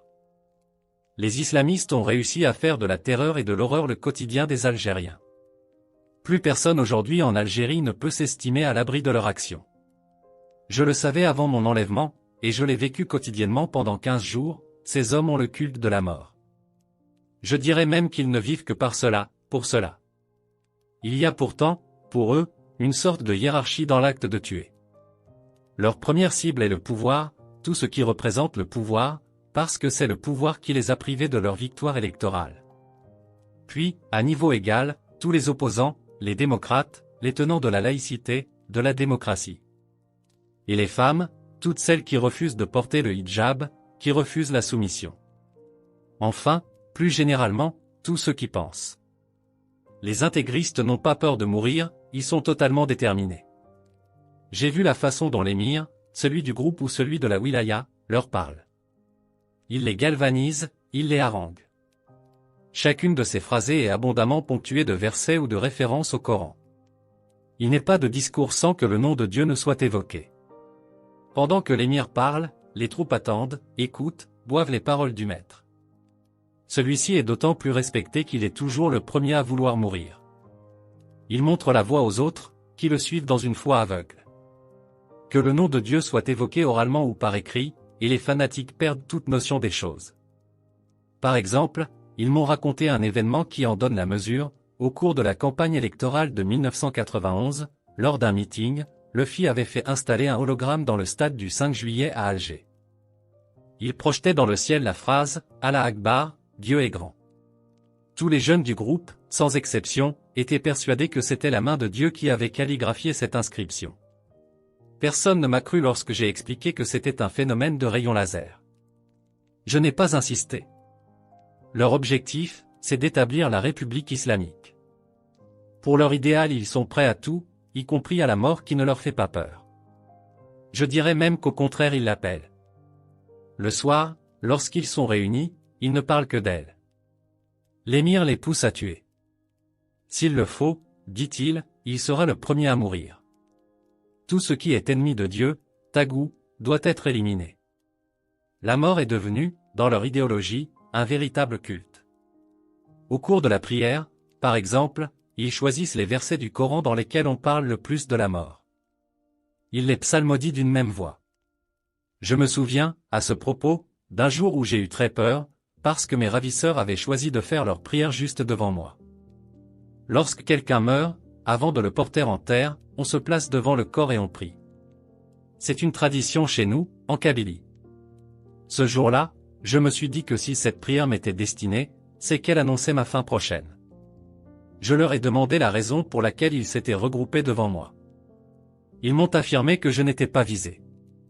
J'avoue n'avoir été qu'en partie convaincu, ce système d'intimidation leur était familier. Comme dans une secte, ils sont conditionnés à l'extrême. On exacerbe leur haine. On les prépare à cette mort, finalité de leur existence. L'accès au paradis, bonheur suprême, se mérite et plus ils tueront, plus ils auront de chances de l'atteindre. Le discours est d'une effroyable simplicité. Et il fonctionne parce qu'on s'adresse à des jeunes perdus, la plupart du temps sans éducation. Des jeunes qui n'attendaient plus rien de la société et que l'on a recrutés dans les mosquées. Le discours n'a rien de politique. Il ne s'appuie pas sur une doctrine particulière. Il n'a pour fondement que l'islam et pour seule référence le Coran. La démocratie, la musique, c'est coffre, impie. Dieu a dit. Le prophète a dit. À chaque phrase, les mêmes paroles reviennent, toujours identiquement martelées. Ils avaient une radio, pour les informations. Mais comme nous étions la plupart du temps au fond des ravins, on avait du mal à capter les émissions. Si par hasard on réussissait à trouver une station, ils coupaient immédiatement sitôt qu'une chanson était diffusée. Une chanson, un passage musical ou quelques notes de musique annonçant une émission, et la radio était irrémédiablement fermée, quitte à ce qu'il manque les informations qu'ils suivaient pourtant avec beaucoup d'attention. Lorsque l'émir évoque la mort, c'est toujours en des termes très doux. Le paradis n'est que miel, torrent de lait, sucre. La mort au djihad ouvre grand l'accès à des plaisirs enfin permis. Ils se désignent même sous le nom de Moudjahidine, les combattants. Sur terre, une seule chose les préoccupe, tuer au nom de Dieu. Tout le reste est défendu. Ils n'ont droit à aucun plaisir. Mais le paradis les libérera de tous les interdits. Tout ce qui leur a toujours été refusé va enfin devenir possible. Il faut donc exciter leur imagination dans cette attente. Lorsque l'un d'eux est blessé dans une embuscade et sur le point de mourir, c'est là qu'ils deviennent le plus éloquents. Ils m'ont raconté qu'au commissariat de Michelet, l'un des leurs avait été gravement atteint au cours d'une fusillade qui les avait opposés pendant plusieurs heures aux policiers. Ils ont réussi à l'emmener et à le transporter au camp. Amirouche, c'est le nom de guerre de celui qui avait été blessé, était mourant. Sentant qu'il vivait ses derniers instants, l'émir ne cessait de lui parler, très doucement, « Tu dois être heureux, ne t'inquiète pas, tu es en train de te rapprocher de Dieu. Tu seras à ses côtés dans peu de temps. Tout ce que tu as souhaité dans ta vie va enfin se réaliser. » Amirouche, pourtant, ne semblait pas très convaincu. L'émir a enchaîné en racontant tout ce qu'il attendait à son arrivée au paradis, et qu'il méritait parce qu'il était mort en martyr. Une odeur se dégage déjà de ton corps. Tu exhales un parfum indescriptible car le paradis s'approche de toi. Tu vas voir, là-bas, les femmes sont belles. Avec une goutte de leur salive, elles créent des océans de parfums. Il est mort quelques instants plus tard et a été enterré près de Michelet. Mort en héros, les armes à la main, vanté par tout le groupe pour son courage, il a aussitôt obtenu le titre de martyr. Chaque fois que l'un d'entre eux meurt au djihad, en combattant et tuant les mécréants, le paradis lui est assuré. À lui, mais aussi à 70 personnes de sa famille. De la même façon, lorsque quelqu'un décide de se rapprocher de Dieu, de se repentir, et qu'il embrasse profondément la religion musulmane, le paradis est pour lui aussi, quels que soient ses éventuels crimes passés. Grâce à ces notions élémentaires et simplistes, les intégristes recrutent facilement dans les milieux criminels. Je m'attendais à de grands discours, construits, structurés. J'imaginais de longues séances autour du responsable politique du groupe. Rien, ils n'ont qu'un mot à la bouche, tuer. À plusieurs reprises, ils ont évoqué les assassinats commis contre des étrangers. Les puissances étrangères prêtent main forte au pouvoir algérien. Il faut donc faire pression pour que leurs représentants quittent le pays. Chaque assassinat est revendiqué avec enthousiasme. Ceux des ressortissants français comme les autres. On a tué un mécréant, Tagou. Mais qu'est-ce qu'il fout en Algérie? Voilà ce que l'on peut entendre lorsqu'un nom vient s'ajouter à la liste des victimes. Aucune nationalité n'a été épargnée jusqu'à présent. Sauf peut-être les Américains, dont je pense qu'ils ont dû tous suivre les consignes de leur gouvernement et quitter le pays. Pendant ma détention, j'ai entendu plusieurs récits plus effarants les uns que les autres. Par exemple, des bombardements de villages auraient eu lieu à Gigel, zone considérée comme un fief intégriste. Les avions auraient été des Mirage français, que l'on avait reconnus parce qu'une cocarde tricolore était peinte sur le fuselage. Bourrage de crâne, manipulation, tous les moyens sont bons pour pousser au meurtre. Mais l'un de leurs plus grands bonheurs, c'est d'assassiner des représentants des forces de l'ordre. Avec force détail, l'un d'entre eux m'a raconté comment l'émir du groupe avait obtenu sa Kalachnikov, arme qu'il convoitait depuis de nombreuses semaines. Ils étaient une trentaine ce jour-là à tendre une embuscade. Ils décident de donner l'assaut aux 4 carnissanes des gendarmes, que l'on reconnaît facilement car ils sont peints en vert et blanc. Attaque surprise, évidemment, et les gendarmes trop peu nombreux n'ont pas pu résister longtemps. L'un d'eux, gravement blessé, était couché sur le dos, sa calache à côté de lui. L'émir n'avait plus de balles dans son fusil. Il lui crie « Rends-toi, rends-toi ». Le gendarme lâche sa calache pleine de sang. L'émir s'en empare aussitôt et, minutieusement, vide le chargeur sur le gendarme, en commençant par les jambes pour remonter jusqu'à la tête. Sous l'impact des balles, le corps du gendarme rebondissait comme un ballon et dégoulinait de sang. Un ballon, c'est l'image utilisée par mon gardien pour me décrire la scène. Il y avait dans sa voix une satisfaction certaine, « Tagou, l'ennemi de Dieu, nous l'avons tué. » Toujours ce mot, que j'ai entendu des centaines de fois. Il n'avait que lui à la bouche. Lorsque Rabah Stambouli a été assassiné, c'est le groupe qui me détenait qui a revendiqué le meurtre. Encore un ennemi de Dieu qu'ils se réjouissaient d'avoir tué. Pour eux, ce sociologue, professeur à l'université de Tizi Ouzou, militant du Rassemblement pour la culture et la démocratie, détruisait dans ses écrits et son enseignement la religion musulmane, falsifiait la vérité coranique. Rabah Stambouli était un démocrate, un militant, un vrai résistant. Le groupe ne fonctionne pas selon une hiérarchie particulière. Pour être émir, c'est assez simple, il faut avoir beaucoup tué. Ils revendiquent eux-mêmes un fonctionnement différent de celui de l'armée, parce que chez eux il n'y a pas de grade. Et aussi parce que les responsables sont toujours en première ligne. Ils en tirent d'ailleurs une certaine fierté. S'il faut trouver une raison qui distingue l'émir des autres, c'est sa parfaite connaissance du Coran. Il ne s'agit pas d'en connaître par cœur les versets, il faut savoir répondre à n'importe quelle question concernant l'islam. Il faut savoir diriger les prières. L'émir, pour eux, est l'incarnation du courage, c'est pourquoi il doit être respecté. Ses ordres ne sont jamais contestés. C'est lui qui organise les opérations sur le terrain. Le responsable du groupe qui me séquestrait n'avait pas plus de 25 ans et il dirigeait des jeunes de 18, 20 ans. C'est peut-être cela qui étonne et terrifie le plus, leur jeunesse. Certains sont presque encore des enfants, parfois des mineurs. Dans le groupe qui me détenait, il y avait 2 binationaux. L'un était marocain, il avait 17 ans, il était gentil, un peu paumé. L'autre était algéro-français, il n'avait même pas 18 ans. Son français était parfait. À son accent, je suppose qu'il devait venir de la région parisienne. Il m'a raconté qu'il avait été recruté en France dans les mosquées. Il avait étudié le Coran et s'était laissé persuader que sa place était en Algérie, son pays. La France ne représentait pas l'avenir. Le sien était de défendre les valeurs auxquelles il commençait à croire, de préférence les armes à la main.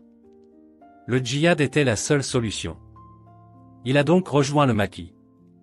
Chaque fois que les autres parlaient de lui, c'était pour le citer en exemple.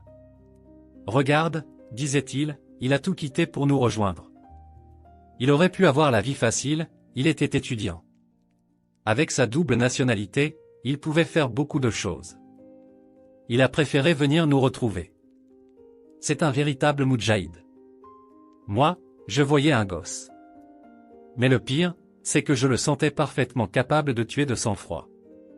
Malgré son âge, il n'aurait pas hésité. Il n'avait pas encore d'assassinat à son actif, je le savais, mais cela ne tarderait pas. Que se passait-il dans sa tête? Quelles étaient ses motivations? Avec ses papiers français, que pouvait-il rechercher au sein du GIA? Comme il parlait peu, je n'ai jamais pu aborder ces questions avec lui. Dans ce groupe, il y avait aussi l'ancien ami dont j'ai déjà parlé, le judoka, qui avait assisté à mon procès. Je crois qu'il est intéressant de revenir sur son histoire afin de comprendre ce qui a pu le pousser à rejoindre les terroristes. Ce judoka appartenait, il y a quelques années, à la jeunesse sportive kabyle, section judo, le grand club sportif de Tizi Ouzou.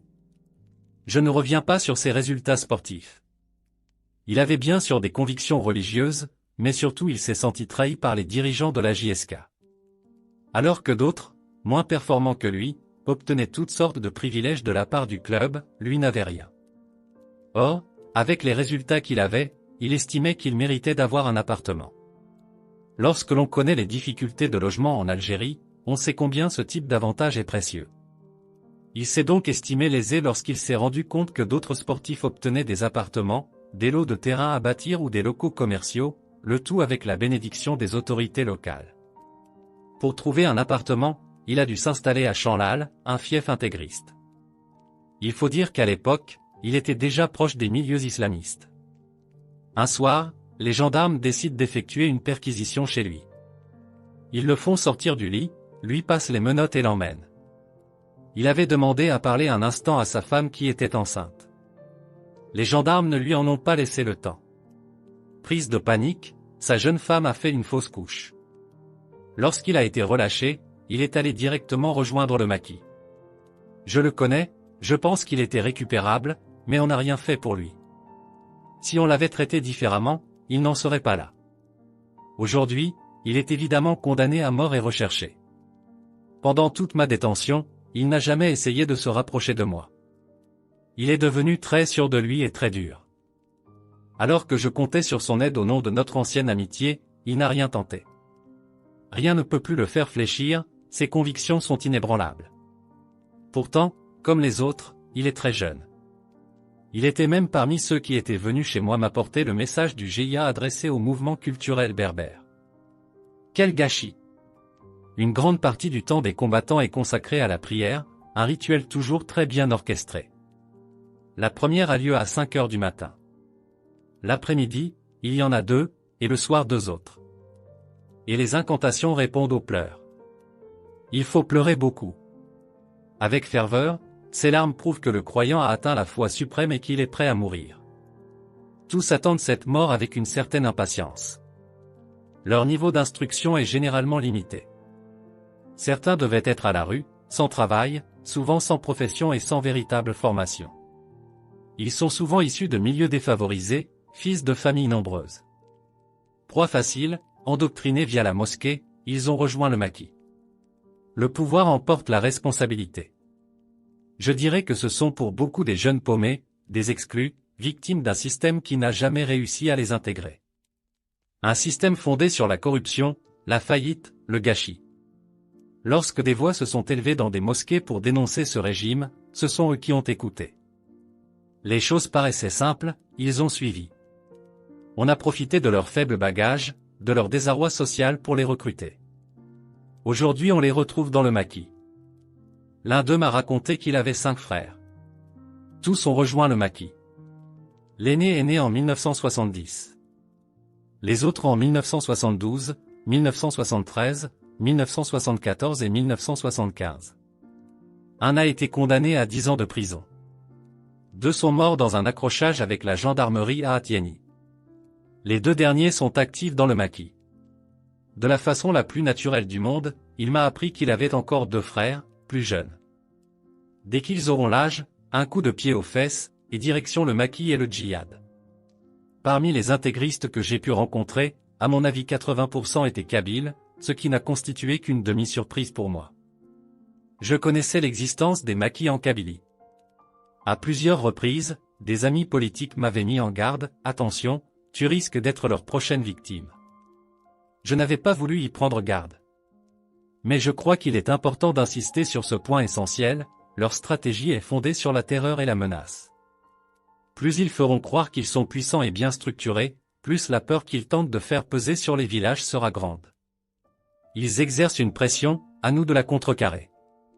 Si l'on ne fait pas rapidement tout pour les arrêter, il est évident qu'ils s'engouffreront dans la brèche qu'ils sont en train d'ouvrir. Ils se développeront. Il y a urgence, nous avons le devoir de réagir rapidement. On se rend compte déjà qu'ils bénéficient de soutien dans certains villages. Un jour, j'ai vu l'un d'eux revenir avec 20 boîtes de lait en poudre. Théoriquement, lorsque quelqu'un achète une pareille quantité de lait, il attire nécessairement les soupçons, surtout lorsqu'il n'est pas connu dans le village. On peut acheter 2, 3 boîtes, pas 20. Pourtant, personne n'a rien dit cette fois-là. Par complicité, ou peur de représailles.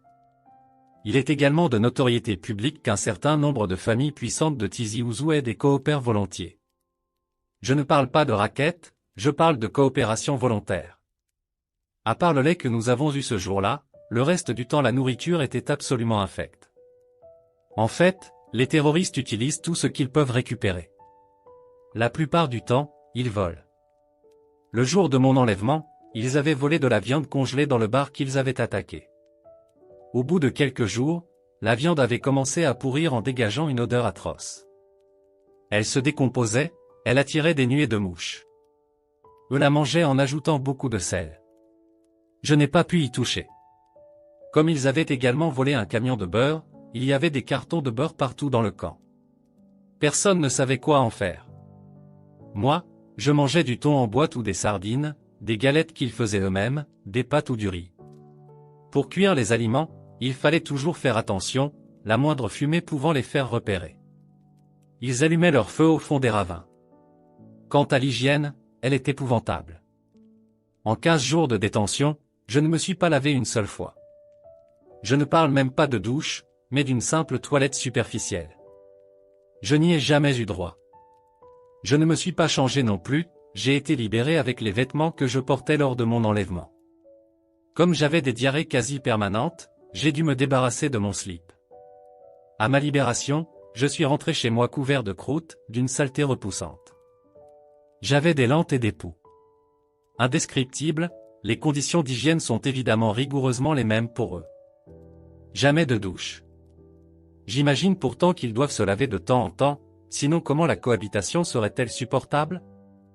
Ils ne changent que rarement de vêtements. Mais il faut se dire aussi que ces nécessités corporelles, la toilette par exemple, ne constitue pas une préoccupation essentielle. Le djihad d'abord. Leur combat, apparemment, leur suffit. L'hiver qui s'annonce, et il est souvent rigoureux chez nous, ne les effraie pas. Bien au contraire. L'hiver, l'ennemi ne s'aventure pas dans la montagne. Une autre surprise qui m'attendait pendant ma séquestration fut de voir le peu d'armes dont ils disposaient. Je pensais qu'ils croulaient sous les réserves de munitions. Pas du tout. Leurs armes sont anciennes. Certaines datent même de la guerre d'indépendance où ce sont de vieux fusils de chasse. On pense, la population kabyle pense, qu'ils disposent d'un véritable arsenal. Ce n'est pas vrai. Il y avait environ 30 intégristes dans le groupe qui me détenaient, parfois un peu plus, parfois un peu moins, selon les mouvements. En 15 jours, j'ai vu passer devant mes yeux des fusils de chasse, des fusils à canoncier, des fusils à 2 coups, d'autres à 5 coups, 3 pistolets automatiques et seulement 3 kalachnikovs, 2 avec une crosse pliante, une avec la crosse en bois. Lorsque l'on fait le compte, on s'aperçoit que c'est très peu par rapport à leur nombre et au type d'opération qu'ils mènent. L'arme absolue pour eux, c'est évidemment la kalachnikov, et pour l'obtenir, il n'y a que 2 solutions, soit la prendre à un gendarme après l'avoir tué, soit mener des opérations contre des casernes et voler dans les stocks de l'armée. Chaque fois qu'ils peuvent récupérer une arme quelque part, ils s'en vantent.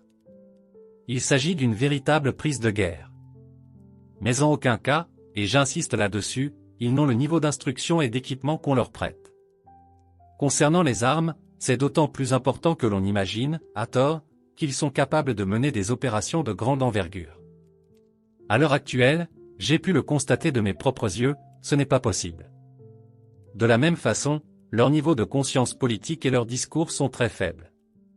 Tout est fondé sur le Coran. Ils n'ont que le Coran en tête, leurs paroles se limitent à quelques phrases répétées à longueur de journée, Allah Akbar, Dieu est grand, Masha'Allah, ce que Dieu aime, avec Tagout, mécréant, ennemi de Dieu, ce sont les formules que j'ai entendues le plus grand nombre de fois. À l'exception du Coran, rien n'existe. Leur temps libre est occupé à 2 activités, lire le Coran ou écouter des cassettes du Coran. Leurs maîtres à penser sont évidemment Abbasi Madani et Ali Belhadj, avec peut-être une préférence pour ce dernier, à qui ils vouent un véritable culte. Une admiration sans faille. L'un d'entre eux, Mohamed, jeune Algérois typique, m'a raconté qu'il suivait Belhadj partout lorsque celui-ci officiait dans les mosquées d'Alger. Ils étaient présents à chacun de ses prêches. Pour rien au monde il n'en aurait manqué un. Lorsque le FI a été dissous, en 1991, il a choisi la clandestinité, disant à son père, le jour où il a rejoint le maquis, qu'il partait pour l'Espagne. Lui, comme les autres, a hâte de mourir. Il n'attend même que cela. En l'écoutant, je me disais que c'était dramatique, pour tous ces jeunes embrigadés, parce qu'aucun choix ne leur était proposé, aujourd'hui, il est trop tard. Ils ont une foi diabolique, ils sont complètement envoûtés et, je le crains, irrécupérables. Le FI et le GIA font partie d'une même famille, d'un même combat, ils le disent clairement. Cependant, le GIA n'hésite pas à insulter les représentants du FI à l'étranger, par exemple, Rabah Kebir, aujourd'hui en Allemagne, ou Anwar Adam, réfugiés aux États-Unis, les traitant de lâches et de traîtres parce qu'ils ont quitté le pays alors que d'autres continuent à se battre sur le terrain. Ceux qui ne rejoignent pas le maquis ne sont pas dignes de foi et ne doivent pas se réclamer de leur mouvement, telle est leur conviction, la République islamique se mérite. Dieu est notre guide, c'est lui qui nous a amenés au maquis. L'objectif du GIA est on ne peut plus clair, il s'agit d'imposer au pays, par tous les moyens, la République islamique.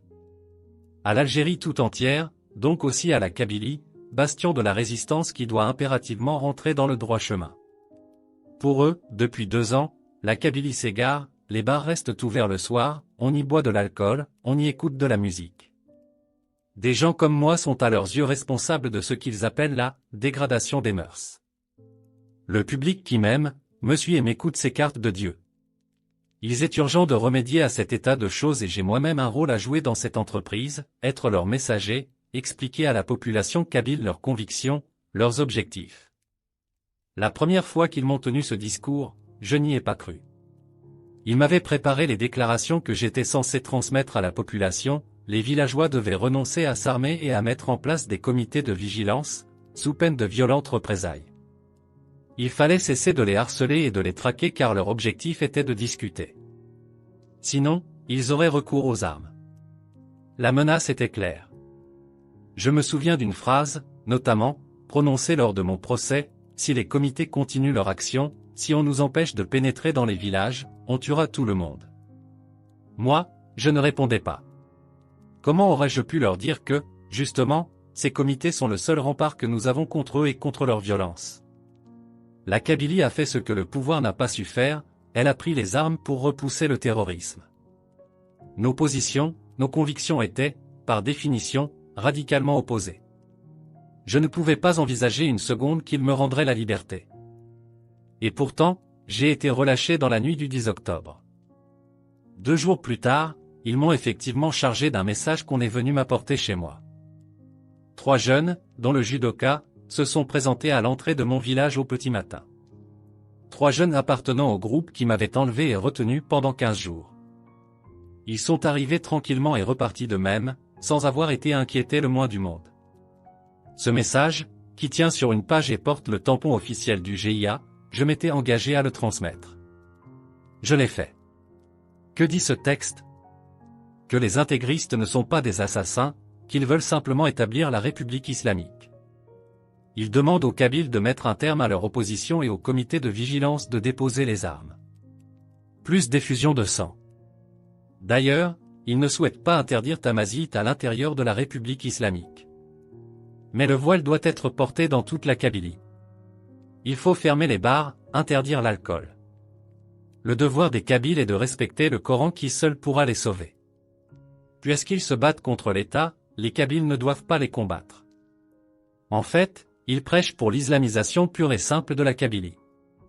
J'ai reçu le message en 3 exemplaires, j'en ai gardé un. J'en ai remis un à Ould Ali El Hadi, un des responsables de la coordination nationale au sein du mouvement culturel berbère. Le dernier exemplaire a été transmis à Saïd Relil, secrétaire général par intérim du Front des Forces Socialistes et qui représente les commissions nationales au sein du MCB. À ce jour, le texte n'a toujours pas été rendu public. Quant à moi, à mon combat, il n'y a pas d'ambiguïté, je continue. Ce ne sont pas ces 15 jours d'enfer qui me feront céder. Pendant ma détention, j'ai effectivement annoncé que je me retirerais. Ces propos ont même été enregistrés sur magnétophone, les cassettes le prouvent. Mais je jouais ma vie. J'ai promis, en effet, d'arrêter de chanter et de monter un commerce, même sans l'aide financière qu'ils me proposaient. Aujourd'hui, je l'affirme, je le crie. Rien ne pourra me faire taire. Je continuerai à dénoncer l'inadmissible. Je pense aux miens, à mon public, aux gens que j'aime. C'est pour eux tous que je me bats, et j'assume totalement mon combat. Je ne changerai pas un mot de ce que j'écris. Il faut savoir ceci, le jour où j'ai été enlevé, à l'instant où mes ravisseurs me poussaient dans ma propre voiture, j'étais mort. Pendant 15 jours, je n'ai rien espéré, je savais la haine qu'ils éprouvaient envers moi, je n'avais quasiment aucune chance de m'en sortir vivant. Des centaines de fois, j'ai imaginé la scène de mon assassinat. Des centaines de fois, j'ai vécu ma mort. Pendant 15 jours, j'ai voyagé au bout de l'horreur, je ne crains plus rien. Tuer, ce mot a résonné quotidiennement, à m'en rendre presque fou. Eh bien, qu'ils le sachent, ils ont réussi, si c'était possible, à renforcer ma détermination. Je porterai mon combat encore plus loin. Je me battrai encore plus fort. Au fond du cauchemar, je n'ai connu que 2 moments heureux. Le premier, ce fut la vision de ces femmes, un jour de soleil, qui représentait la vie. Une bouffée de bonheur. Le second, c'est l'instant où, après un nouveau transfert, on m'a enlevé le bandeau que je portais, je me suis retrouvé dans ce café, libre. Depuis plusieurs jours, en effet, ils parlaient de me libérer. Il était beaucoup question du fameux message, apparemment essentiel pour eux. Indiscutablement, les choses étaient en train d'évoluer. Pourquoi? Comment? Je ne le savais pas, mais moi, j'avais du mal à croire à cette libération. J'avais été jugé, condamné à mort. Les jours qui avaient suivi mon procès, on continuait de me reprocher mes chansons et mon engagement, on me traitait de mécréant, d'ennemi de Dieu. À plusieurs reprises, on avait mentionné mon passage sur Arte où, au cours d'une émission spéciale consacrée à l'Algérie, j'avais déclaré que je n'étais ni arabe ni obligé d'être musulman. Avait-il vu l'émission? Sans doute pas, Mais mes propos leur avaient été rapportés et cette seule phrase suffisait à me faire condamner à mort. Ma libération était impensable. Il était assez tôt, ce jour-là, lorsqu'une fois de plus, on me poussa dans une voiture. Sans un mot, sans une explication. La veille, j'avais entendu parler de libération, sans y croire une seconde. Jamais jusqu'à ce jour ils n'avaient libéré un otage. Jamais ils ne laissaient de traces derrière eux. Et je serai le premier? Nous avons roulé une grande partie de la journée. Puis nous nous sommes arrêtés, et on m'a ôté le bandeau. Nous étions à Atieni. J'ai vu le village, le café mort, des gens partout. Soudain, j'ai pris conscience de la réalité. Un bonheur intense m'a envahi. Oublié, la fatigue. J'avais l'impression de renaître. J'étais vivant. Et je retrouvais enfin les miens. À l'intérieur du café, les cris de joie faisaient un brouhaha énorme. 3 terroristes étaient entrés avec moi, armes au poing. Ordonnant aux clients de ne pas bouger, ils ont ramassé toutes les pièces d'identité, déchiré les jeux de cartes, confisqué les dominos éparpillés sur l'une des tables. Et nous avons entendu ces paroles inouïes, nous sommes le GIA. C'est nous qui avons enlevé Matoub. S'il lui arrive quelque chose à partir de maintenant, c'est vous qui en serez responsable. Jusqu'à ce qu'il rentre chez lui, vous répondez de cet homme. J'étais abasourdi. J'ai demandé un café.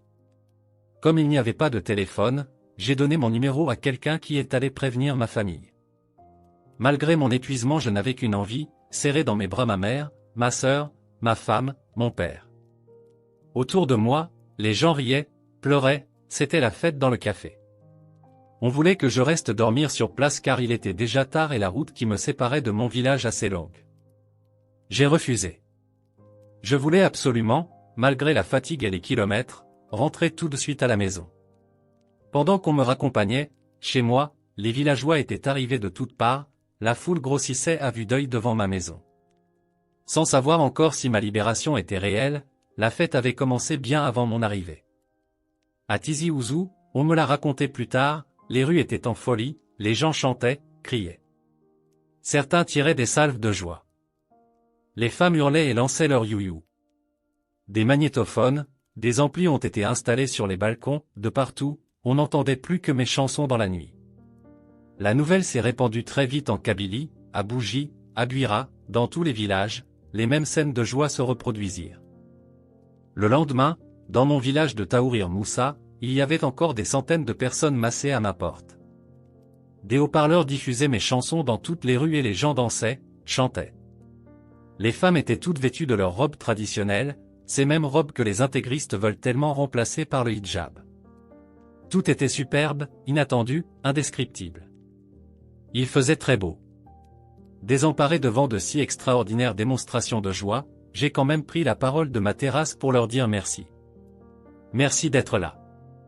Merci de m'avoir libéré, parce que ce sont eux, les miens, qui m'ont en réalité libéré. Les mots étaient difficiles à trouver, j'étais terriblement ému et je ne réalisais toujours pas vraiment ce qui m'arrivait. Le téléphone sonnait sans arrêt. On appelait de partout, de tout le pays, mais aussi de l'étranger. Certains pleuraient de joie au téléphone, des familles entières voulaient me parler. Ils n'y croyaient plus, disaient-ils. Moi non plus, franchement. J'ai reçu des témoignages extraordinaires. Un ami m'a raconté que sa mère, très pieuse, avait cessé de faire sa prière du jour de mon enlèvement. Elle n'a recommencé qu'à l'instant où j'ai été libéré. Les terroristes m'ayant rendu les clés de ma voiture en m'expliquant où elle se trouvait, des amis à moi sont allés la chercher et ils l'ont trouvée, en effet à l'endroit indiqué, depuis le jour de mon enlèvement, elle n'avait pas bougé. Personne, pourtant, n'avait réussi à la retrouver, même pas les gendarmes. Je me demande si les recherches ont été menées sérieusement ou si, plutôt, on n'a rien fait parce qu'on me croyait mort. Les terroristes m'avaient également rendu mon argent, 47 000 dinars. Dans les jours suivant ma libération, j'ai pu savoir comment on avait réagi à mon enlèvement et quelles actions avaient été mises en œuvre.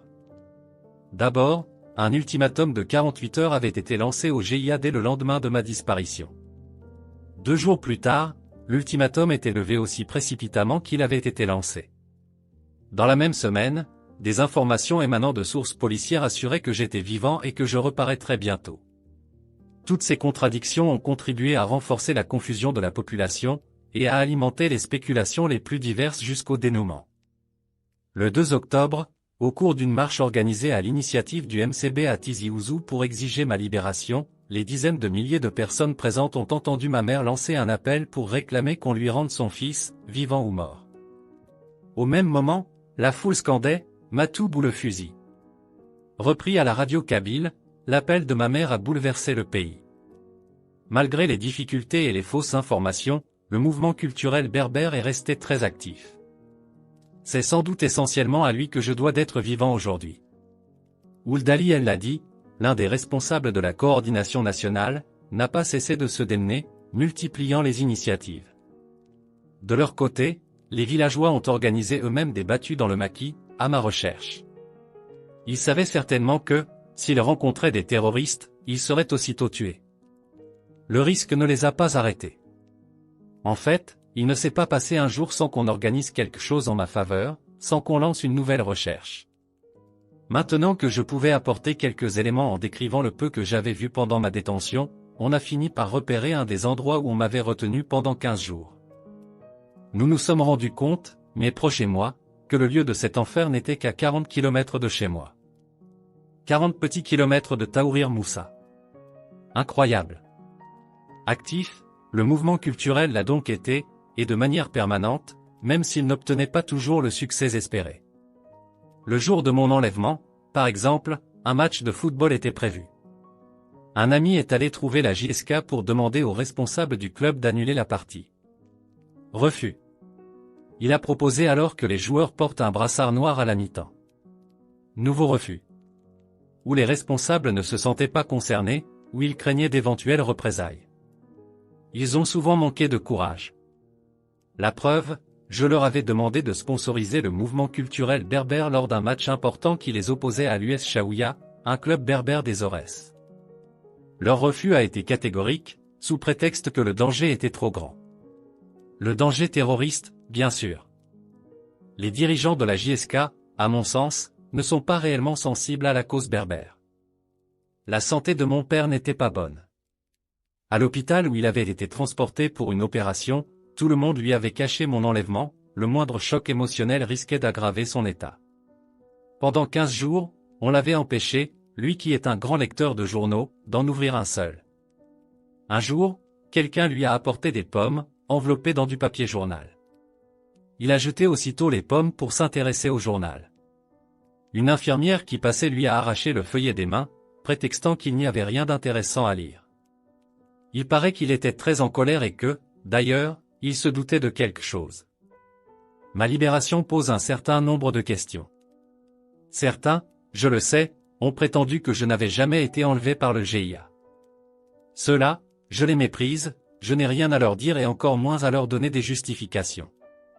Je crois, moi, que les terroristes m'ont relâché parce que leur objectif est de faire basculer la Kabylie dans le chaos. En me tuant, ils se mettaient la population à dos. Pour une fois, ils se retrouvaient face à des gens aussi déterminés qu'eux. Moi, je ne le savais pas. Si j'avais pu imaginer une seule seconde le combat que les miens menaient pour obtenir ma libération, j'aurais gardé courage. Finalement, mes ravisseurs ont compris qu'ils ne pouvaient rien contre une telle mobilisation. Ma libération est un échec, leur premier échec. Je n'ai pas été libéré en 3 ou 4 jours. Il en a fallu 15, signe que les choses n'ont pas dû être faciles dans leur propre camp. On peut imaginer les concertations, les tractations qui ont dû agiter leur hiérarchie politique et militaire. Les terroristes ne m'ont pas libéré parce que j'ai accepté la prière. Ni parce que j'ai déclaré sur cassette enregistrée que j'arrêterais de chanter, une cassette qu'ils ont d'ailleurs commencé à faire circuler dans le pays. Ils ne m'ont pas libéré non plus pour remettre le texte de leur message au mouvement culturel berbère. Évidemment non. Je ne suis pas naïf. Les terroristes m'ont libéré parce qu'ils n'avaient pas d'autre choix. Ils m'ont libéré parce que, pour une fois, ils ont eu peur pour leurs proches et leurs alliés. Pour la première fois, une région entière s'était mobilisée, arme à la main, et entendait démontrer qu'elle ne céderait pas aux intimidations.